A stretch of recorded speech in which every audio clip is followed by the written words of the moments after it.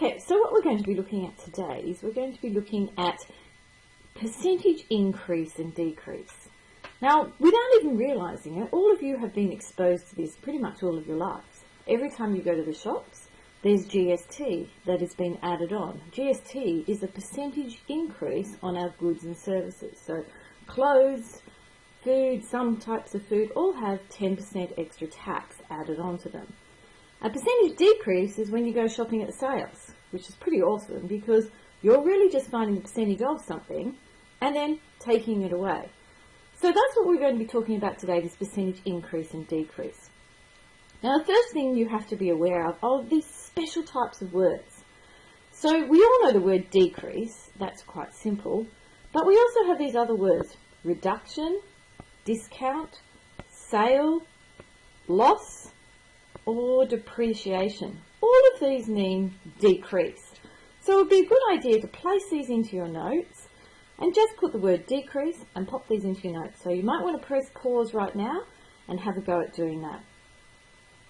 Okay, in each case the new value equals the original value minus the decrease. Well, that makes sense, doesn't it? Because to decrease something means we are reducing it. Now the opposite of reducing it is like in this cartoon here, where we've got a 66% income tax hike. That means we'll be paying even more money, which is why everyone's looking so shocked in this cartoon. So common words to represent an increase in price include this word markup. So a markup is usually when you go to the shops and the manufacturer has made, say, an item of clothing for a certain price, and then they've sold it to, say, David Jones, and David Jones have put their markup on it. That would be their profit. And that's another word for profit, markup. So in each case, the new value equals the original value plus the increase. So, you thinking this sounds hard? It's not really, because we've done all the work towards this already. So increasing or decreasing an item by a set percentage involves the technique of finding the percentage of a quantity, which is what we've done before. So for example, a 15% markup on $200 involves finding 15% of 200. Now we did this the other day, and we all know that this is what it means. And even though none of you did any working out, you are all going to do this working out now. What this means is you're 15% of 200, so you're going to do this and you're going to come up with the answer. And in this case, I can work it out really quickly, you're going to get the answer of $30.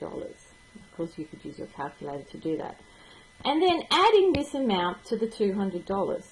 So the markup, or the new price of the item, would be the $200 we started with plus 30, giving us 230. Now I've just done that really quickly. I'm going to show you that all in detail in a minute. So in retail terms, because it's a good idea to think about percentage increase and decrease, not just in the mathematical terms, but let's think about it in real life, because it is a really practical thing. So in real terms, selling price equals retail price minus a discount. So that's if we're doing a discount. So if we're doing a discount, discount means decrease, so we would be doing a minus. And selling price equals the wholesale price plus the markup. So that would be if we are increasing. So this one is an increasing. And to increase, we make something bigger, so we know that we have to add. And to decrease, we know that means to make something smaller, like a discount. And we all love a discount in a sale, I'm sure. Alright, so once we've got those terms in our minds, let's have a look at how we do that with our examples. Okay. Find the new value when $160 is increased by 40%. So here's your keyword, increase. We're looking at percentages, and we know exactly what to do with percentages. So we've got 40%, so we should all now know that we're always going to write this as over 100. We're going to find 40% of 160 first. And this is the first line of working out we're all going to put down. We then get our calculators out and we do 40 over 100, and then we're going to do times by 160, press equals, and we get the answer of 64. So this is $64. Now we want 160 has been increased. So the new value, which is what we're asked to find, and this could be like the markup that's on your clothing when you go to the store. So the new value is now what we started with, and it has been increased by $64. So we can get our calculators out again, and we're going to do 160 plus 64, press equals, and our answer is 224. And that's how easy it is. Increase, we're going to start the same way. We're doing our percentage times by our number, coming up with an answer, and because it says increase, we're then going to get our original value plus our increase, and we get our answer. So if we have a look at this next example, we have the word decrease. So we start the same way. We're going to write down our percentage. We're going to multiply it, in this case by 63. And we're going to get our calculators out. And we're going to do, well, I don't even remember the numbers, so perhaps we should get that calculator away. 20% of 63. So you can all manage to do this because you can stop your video. 20% of 63 equals, let's change that. So that's $12.60. So we've got $12.60 going on here. Now the new value that we have to find, well, we all know what's happening here. It's a decrease. We know in our minds a decrease means we have what we started with. This is like getting a discount and a sale. Minus $12.60. And I should possibly have my dollar signs in there. It's a bit naughty of me. So 63 minus $12.60. So let's do that. 63 minus $12.60. And we get $50.40. And that would be the new price of something that was on sale. So that's easy. I'm really sure that's easy for all of us. So let's have a look at example 2. Example 2 says find the cost of an $860 television that is being discounted by 20%. Well, yeah, I know there's a lot of words there and words can be a bit scary, but let's have a look. We have money, we have the word discount, and we have a percentage. So what we know what we're doing, we've got a percentage, so we're going to find 25%, 25 over 100. We know of means times 860, and that's the first thing we're going to do. So get our calculator out, 25 over 100 times $8.60, and what do we get? $215. So we write that down, $215.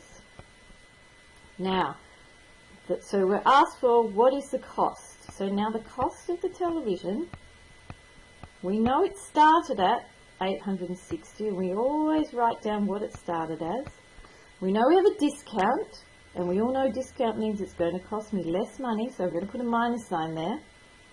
And now it's $215. So 860, 860 minus 215, and what do we get? We get $645 is the new cost of the television.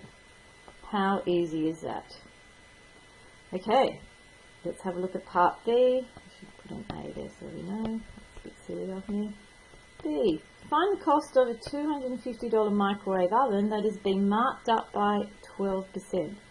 Marked up is one of those new words. Marked up, meaning plus. So we start the same. We get our percentage, which is 12 over 100. We're going to times it by 250. And we're going to come up with an answer. So 12 over 100 times 250. Oops, that's not good, is it? We all know we can make those mistakes all the time, so make sure that you're not one of them and making that in a test. And we get $30. So the markup is $30. So the cost now, you should know markup meaning more, so it's what I started with, which is $250 for that microwave, and I'm adding $30. And we should be able to do that. That is 250, 60, 70, 80, $280, or we might need to use our calculator. And that's our final answer. Okay, so having a look, I also put a little cartoon in here. Our study concludes that this is the percentage of our customers who will buy from us without any effort whatsoever on our part. And hopefully by now, we can all get the joke. If they don't do any effort, 0% of the customers are going to buy anything from them. So, your homework is here. We know what we've got to do. I'll be around in class. I'm going to check your notes and see how you're going. Okay, until next time.